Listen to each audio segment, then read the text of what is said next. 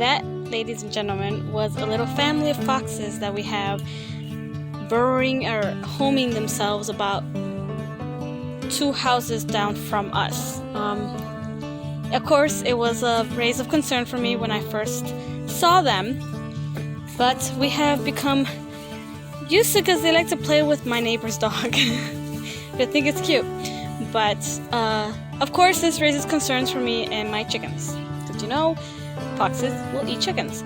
So I'm going to show you exactly how I actually built this enclosure so that nothing gets in. So far, everything has worked out well. Nothing has gotten in. Nothing has tried to get in, not that I know of. But let me show you some of the features, okay?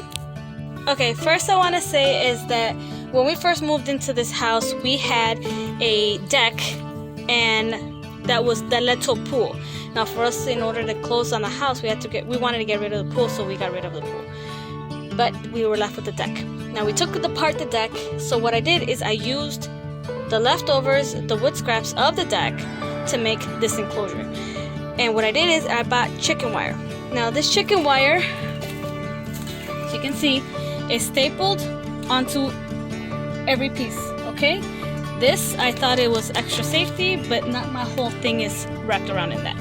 So chicken wire I put all around, okay, all the way to the bottom. And what I did is I stapled at the bottom and I let out. I took it out. What I did is I stapled the wire to the piece of wood, okay? Then I put the wood this way while bending the wire back, okay? So I don't know if I can't really show you, but right here. So you can see the wood, the wire is attached to the wood, and then it's bent down. It goes out for about a good foot. So you can see here, goes out for a good foot or so. Now that's how it is all the way around the enclosure, okay? So I did that so that if anything tries to dig its way in, it'll hit the wire, okay? Now, the wire just deters it a little bit, but that wire is not strong enough for if, let's say, a fox wants to gnaw at it or bite on it and stuff, the wire will break, but it'll be painful for the fox, okay? So like I said, it's pulled out a good foot all the way around, okay? So that's one way I did that, so it keeps them from digging into the enclosure. Another thing I did is I put the chicken wire all the way up. The whole ceiling has chicken wire, okay? All the ceiling. And in some parts, I even overlap them, okay? Literally, it's just a huge box made out of chicken wire, okay? And these are very painful, and I got so many cuts on my fingers while I was doing this. It was crazy. But so I did that. I also, my aunt was kind enough to put pieces of plywood on the ceiling so that no water goes in. The door here, there's only one door in and out. It's hard to come out, it's hard to put in. We want it hard because we don't want it flimsy. And there's a lock here, and there's a lock here. Okay? So if anything tries to get in through here, which is the only weak spot in my whole enclosure, is this door. But thankfully, nothing has tried to get in so far. Okay? On top of that, the box, the coop itself is inside the enclosure.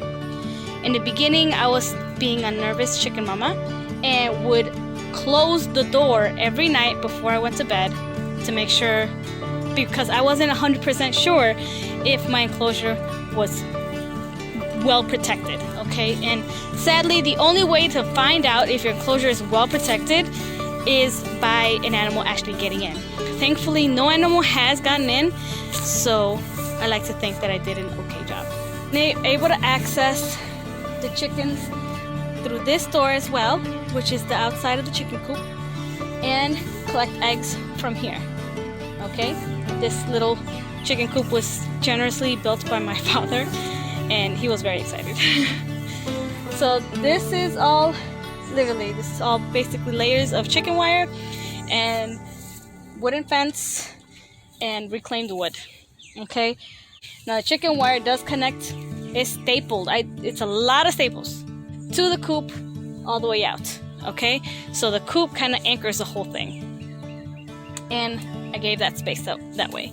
I still do let them out because there's no grass there since they've been living there all winter long. There's no grass growth, so I let them out so they can have at it at the whole grass field. Okay, I do leave air ventilation up there, but it is, as you can see, also very heavily chicken wired. Okay, we didn't want anything getting in. So that's how I keep it, as well as solar powered fog lights, motion censored, okay, to here, in case anything tries to get in here. I also, thanks to my husband, he gifted me a trail cam that I have aimed to the chicken coop. It's right there. I have aimed it to the chicken coop in order to see what animals are actually trying to get in, and if they succeed, how they succeeded. Okay, it's attached to this tree. It's motion censored, and it records a video for 30 seconds, aimed right at the chicken coop. The natural thing that I use, a good way to keep them cool in the summertime, is I put it under a huge tree. Now the tree provides the shade, which provides cool during the summertime, but the shade also helps with them not being able to be seen by hawks or anything, any bird that might be looking for it. Helps hide them. So yeah, all these are ways to protect your chickens, protect your ladies. You want to keep them protected, want to keep them safe, want to make sure that they know that they're safe as well. During the winter time, I do have a socket out here that I connect a water heater and a heater at night only. Chickens are very resilient to the cold as long as they don't have cold drafts. This is pretty good at keeping cold drafts out, and the heater is on only if it goes under 30 degrees, and it goes on only for like an hour or two at a time, because then the enclosure actually does get too hot for them, and they will willingly get out of the coop because it is too hot for them. So we don't want that. We want them to stay in there nice and warm, not toasted. If you guys have any questions or any concerns, or maybe doing some changes or anything, let me know, and I'll explain to you how I did it, why I did it, and yeah, there's so many ways of having a chicken enclosure. This is just the way that I chose because it works best for me.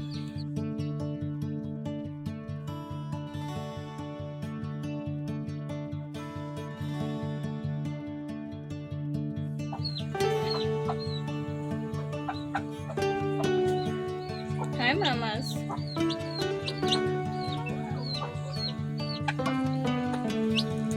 Yeah, hi. Hi.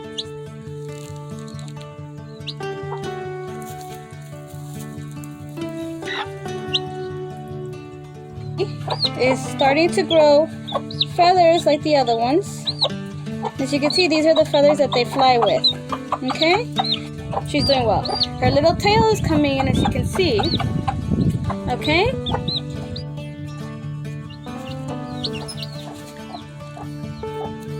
I was thinking that maybe we need to go out naming these guys. What do you guys think?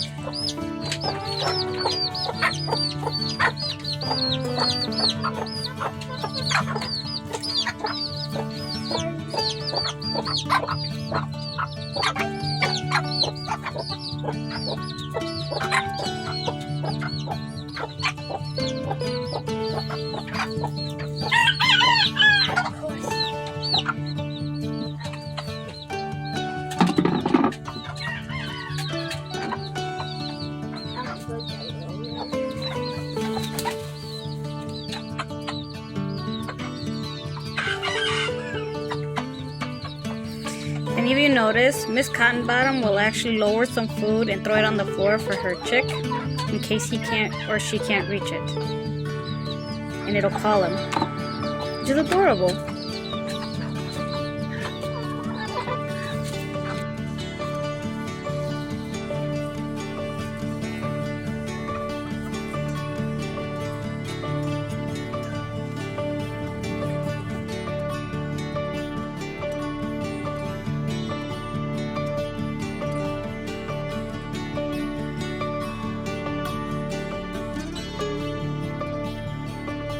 So the collar that I had put on Gaston and Edgar worked in getting them to quiet down a little bit on their crowing. Bad news about that side effect is that little Rue has found his inner voice and decided to be just as loud. So guess who's getting a new collar? Right? Okay, so this is a pre-cut piece of Velcro that attaches here. Okay, so what we're gonna do, we're gonna put this on his neck, leaving about a pinky between the neck, a pinky tight. Okay, you should be able to put your pinky in there. We have to stretch out his neck.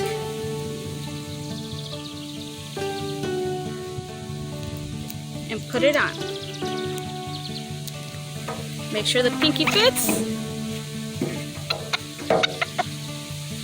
Which it does. And there he is. He is definitely not gonna like this in the beginning. He's gonna hate it. And he's gonna keep trying to like get away from it. But it'll keep him from getting too loud and us having to get rid of him. Right, little Rue?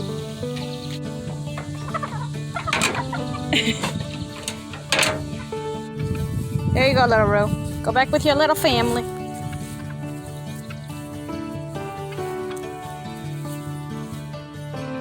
They're all sunbathing over there.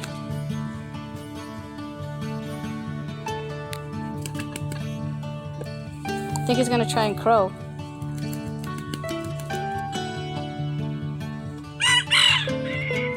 There you go. See, that's a lot better.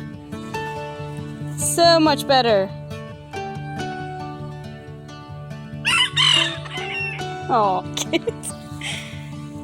Sunbathing party, ladies and gents.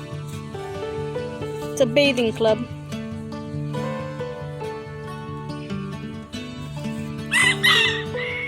Oh, poor little man. You'll be okay.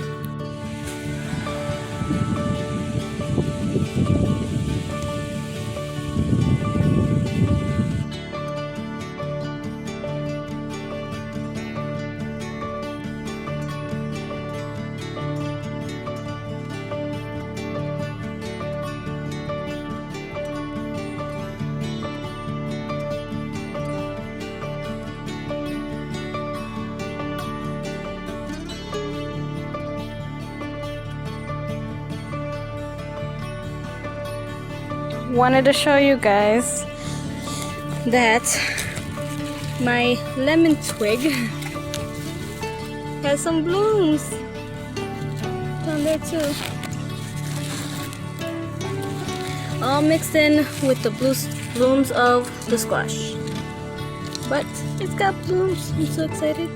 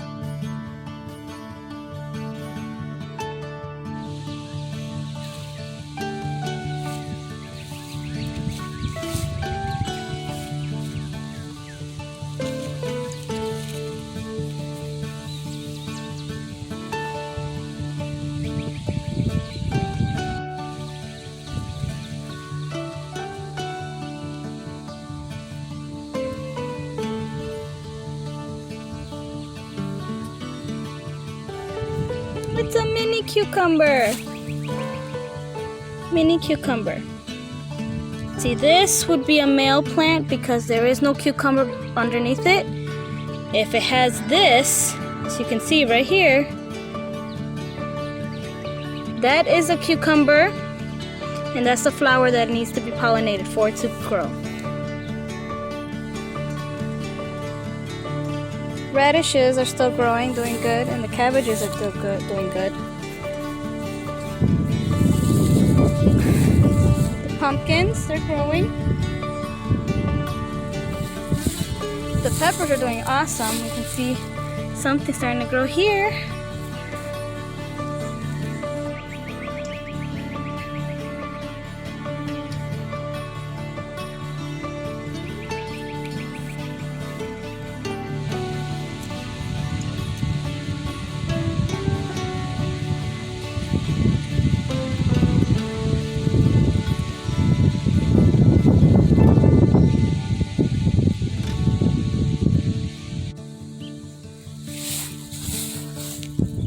Poblano peppers, awesome as always, and my carrots, doing good. Still nothing though. So it looks like I have a corn that my tia put in here. So I'm gonna be moving this, and there's two more over there, and I'm gonna be moving them over to where they're supposed to be. The corn they're doing great.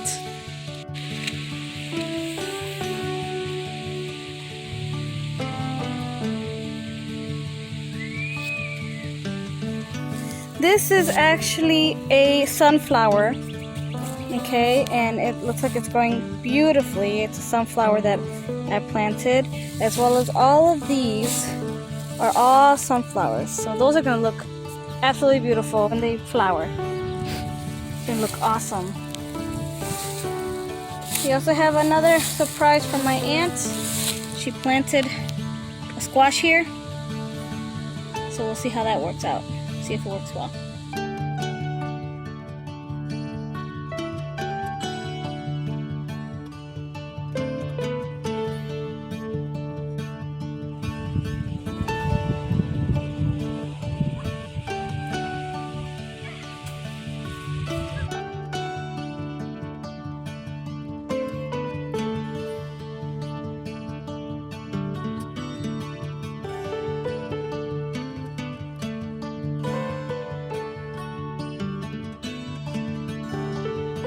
Thank you so much for watching. Don't forget to like and subscribe.